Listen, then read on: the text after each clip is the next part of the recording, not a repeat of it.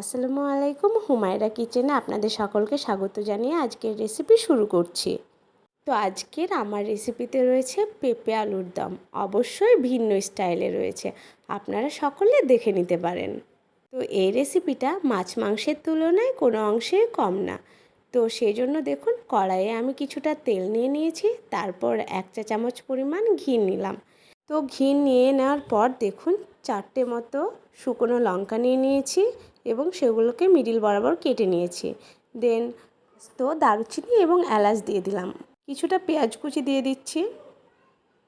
এবার একটু নেড়ে নিচ্ছি। তো নেড়ে নেওয়া কমপ্লিট হলে আগে থেকে ভাপানো পেঁপের যে টুকরো আছে সেগুলো দিয়ে দিচ্ছি। তো পেঁপের টুকরোগুলো দিয়ে দেওয়ার পরে কিছুক্ষণ নাড়াচাড়া করে নেব। অবশ্যই নাড়াচাড়া করার সময় ভাবছিলাম আজকের আলুর দমটা কিন্তু অসম্ভব রকম সুন্দর হচ্ছে।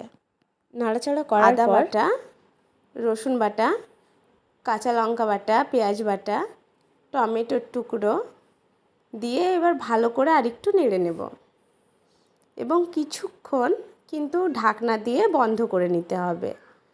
তো এখন কিছুক্ষণ নেড়ে নিচ্ছি।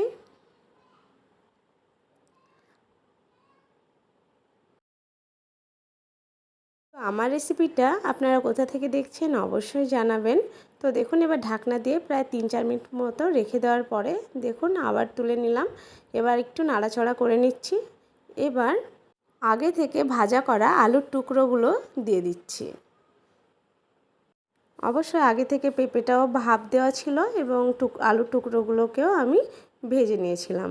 দেন দেখুন, হলুদ গুঁড়ো দিয়ে দিচ্ছি, লঙ্কা গুঁড়ো দিয়ে দিচ্ছি, জিরা গুঁড়ো দিয়ে দিচ্ছি এবং পরিমাণ মতো লবণ দিয়ে দিচ্ছি।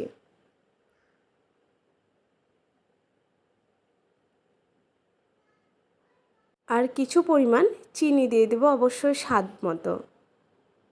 এবার ভালো করে নাড়াচাড়া করে নেব। তো দেখুন নাড়াচাড়া করে নিচ্ছি।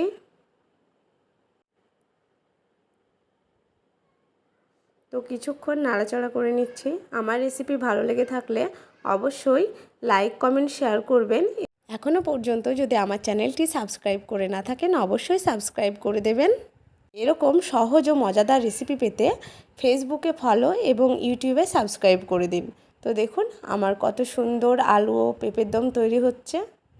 এবার কাজু বাদাম বাটা এবং গরম মশলা গুঁড়ো দিয়ে দিচ্ছি।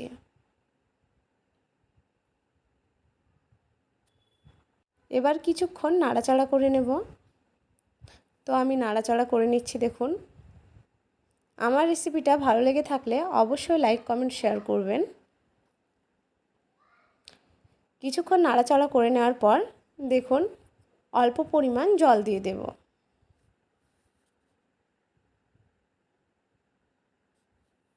এবার কিছুক্ষণ নাড়াচাড়া করে নিয়ে ঢাকনা দিয়ে বন্ধ করে দেব। তো ঢাকনা দিয়ে বন্ধ করে দিলাম। 10 মিনিট পরে এসে দেখছি খুব সুন্দর একটা ফ্লেভার দিচ্ছে, অসাধারণ। কোনো অংশেই কিন্তু মাছ মাংসের থেকে কম নয়।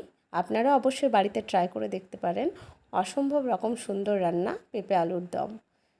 বাইরের দিকে বৃষ্টি হবে সেরম একটা আবহাওয়া, আর ঘরে এরম একটা রান্না থাকলে কতই না সুন্দর হয় বলুন। তো আমার রেসিপি প্রায় শেষের দিকে, দেখুন কত সুন্দরভাবে রান্না হয়ে গিয়েছে। এবার আমি ওভেন থেকে নামিয়ে নেব। পেঁপে আলুর দম রেডি। এবার একটা পাত্রে পরিবেশন করে দিচ্ছি। আমার রেসিপিটা ভালো লেগে থাকলে অবশ্যই কমেন্টে জানাবেন। তো এরকম সহজ ও মজাদার লোভনীয় রেসিপি পেতে আমার চ্যানেলটিকে এখনও যিনারা ফলো কিংবা সাবস্ক্রাইব করেন, সাবস্ক্রাইব ও ফলো করে দিন। লাস্ট পর্যন্ত যিনারা আমার ভিডিওটি দেখছেন অবশ্যই তাদেরকে অসংখ্য ধন্যবাদ এবং এরকমভাবে সঙ্গে থাকুন, সুস্থ থাকুন ও ভালো থাকুন। নেক্সট রেসিপিতে পুনরায় আসছি। আজকের মতো এই পর্যন্ত। আল্লাহ হাফেজ।